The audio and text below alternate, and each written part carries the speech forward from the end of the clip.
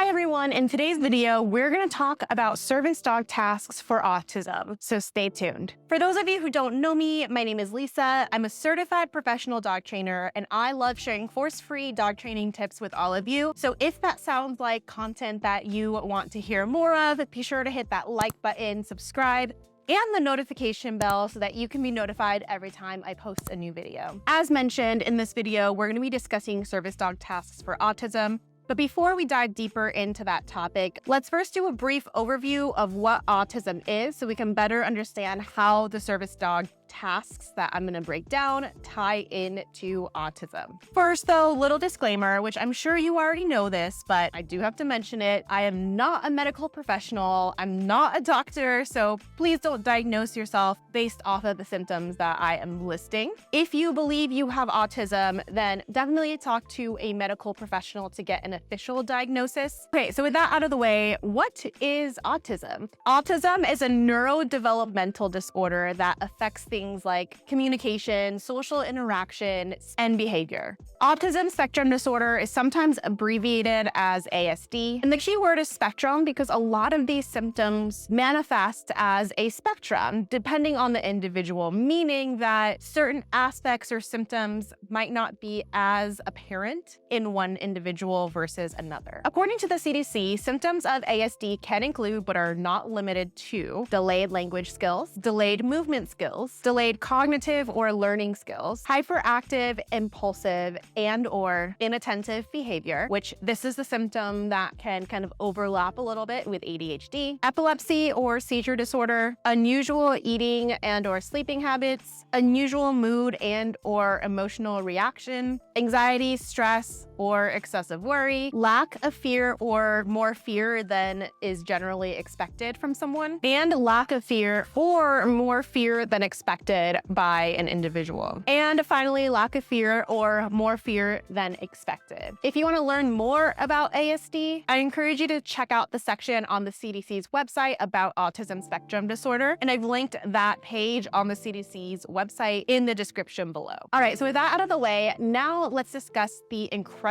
way service dogs can really help with a lot of these symptoms, not only in children, but in adults as well. So what exactly do autism service dogs do? Service dogs can and do play a crucial role in the lives of many people that are suffering from autism spectrum disorder. As mentioned in my Training a Psychiatric Service Dog video, service dogs, unlike emotional support animals and therapy dogs, are trained to perform specific tasks to help with an individual's disability. Not everyone with ASD is considered someone that qualifies for a service dog, so I encourage you to check out that video on an overview of what exactly qualifies as a disability, and I'll link to that video up above here, as well as in the description below. You'll see though that the description of what qualifies as a disability under the ADA is very vague, so if you feel like a service dog is something that will really help you live a more independent life,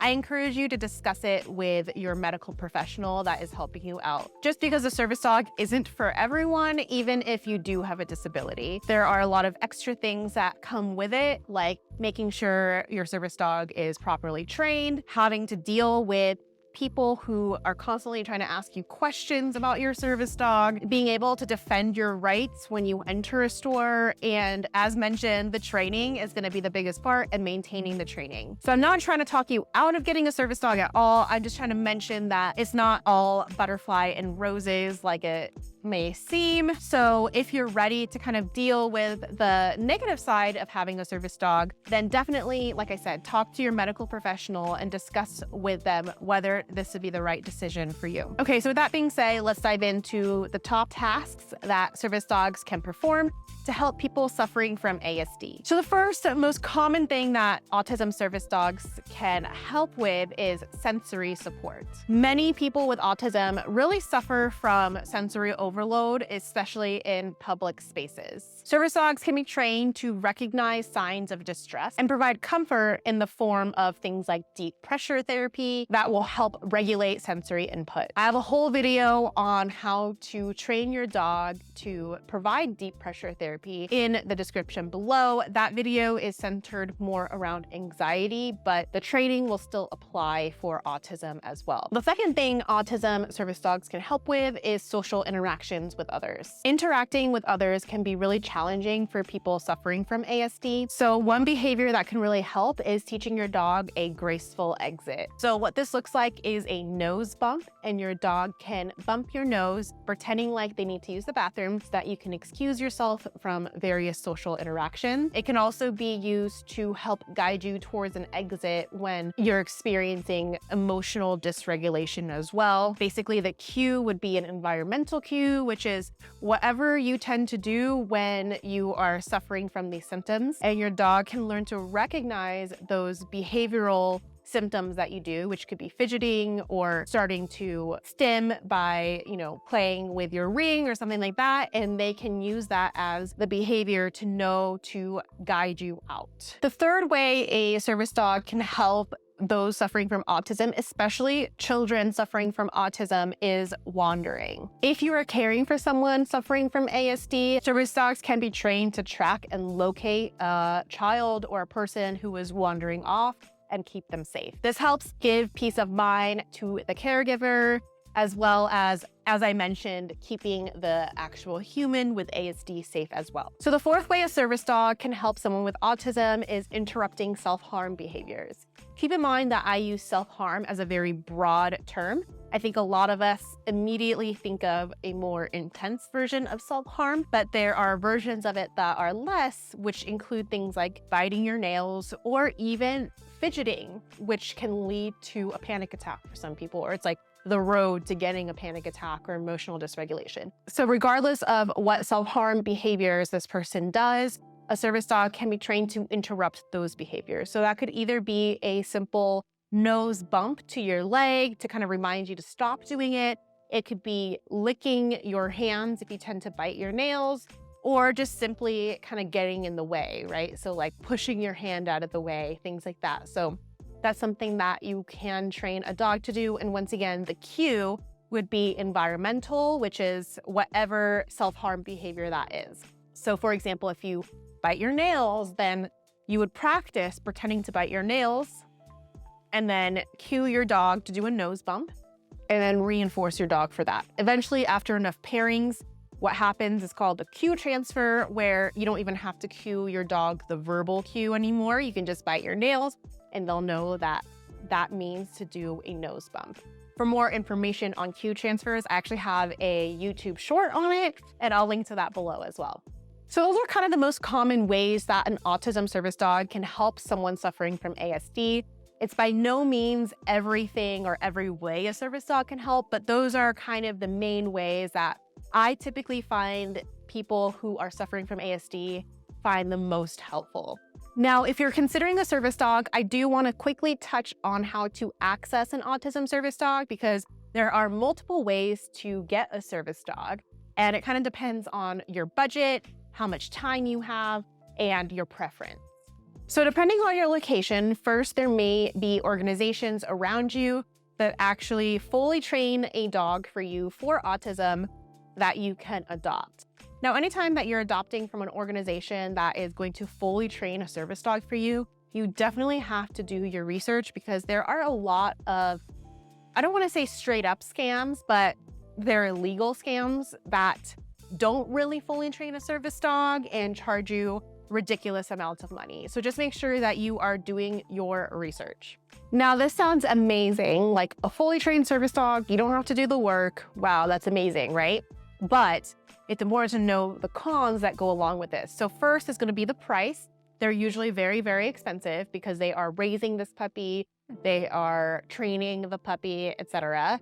Now, if they're doing it as a nonprofit where you either get the dog for free or you just pay, a minimal amount of money or make a small donation, these organizations typically have really, really long wait periods. So you might have to wait 2 years, 3 years, 5 years for service dogs. So that's kind of one of the biggest cons to an organization is either the price, waiting period, or both. Now, the second option is to self-train your own service dog. This can be getting support from a trainer to self-train your service dog, or it could be completely self-training on your own. Many countries such as the US and the UK allow you to self-train your own service dog. If you're not sure where to get started as far as training your own service dog, I recommend starting off with basic manners and really getting your dog's focus and being able to keep their focus in a variety of distractions. Because honestly, teaching your dog, a heel backwards, all of that stuff can be straightforward. It's more the lack of focus that makes training really challenging. I do have a free webinar on how to train your dog to want to listen to you that really focuses on focus. Now, this webinar is made for more of the general population about pet dogs as well, but all this training is still going to be the foundation to your service dog training. So I do recommend you check it out and start training your dog to focus on you. Now, I do want to mention the con of self-training. So self-training obviously can be a great option, but going at it alone can be really challenging. That being said, there are organizations that offer some support for a low cost if budget is an issue for you. I personally volunteer for Atlas Assistance Dogs. They're awesome. They have a combination of in-person and online training to train your service dogs. So I recommend checking them out if you're in the US. I think my favorite option though, if you have the budget, is to work with a trainer and kind of following a program with the support of someone who understands you and your individual dog. So if that sounds like you, I do offer a program called Manners Mastery, and this will help you get your dog ready for public access and getting them really prepped and ready to be well behaved in public and want to listen to you in public. And we also cover all of the main behaviors that your dog will need to know in order to pass the public access test. I've included a link to that below as well. All right, so that's it for this video. If you found this video helpful, be sure to write helpful in the comments below. If you have any other further questions that you are wondering about, then you can also comment your questions below as well, and I will try to get back to them as soon as I can. Also, if you know anyone suffering from ASD, be sure to share this video because a service dog may be of help to them and they just may not know that that's even an option or how to get started. So be sure to forward this to someone who could benefit from a service dog. That's it for today, everyone, and I will see you in the next video. Bye for now.